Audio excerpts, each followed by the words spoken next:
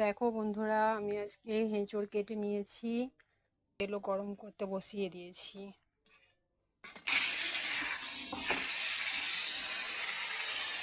ভেজে তুলে নিয়েছি, কড়াই গরমে দিয়ে ওই তেলে একটু টমেটো দিয়ে দিলাম, কুচি করে রাখা বাটা,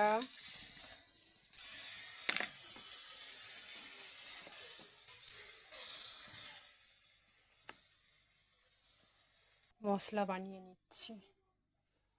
দেখো বন্ধুরা, মশলা থেকে তেল ছেড়ে বেরিয়ে গেছে।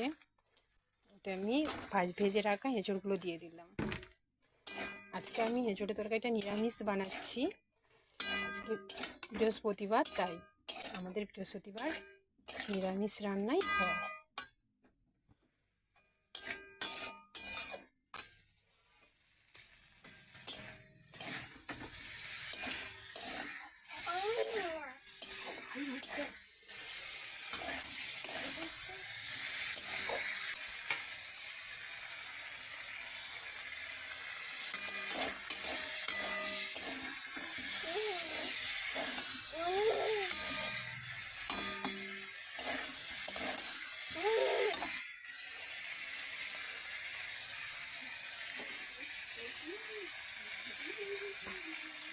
বন্ধুরা, এবার আমি জল দিয়ে দিলাম।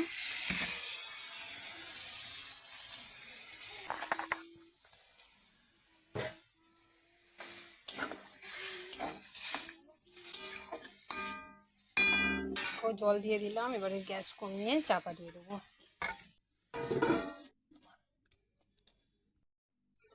দেখো বন্ধুরা, হয়ে গেছে নিরামিষ এঁচোড়ের তরকারি। কেমন হয়েছে তোমরা কমেন্ট করে জানিও। ওকে, বাই।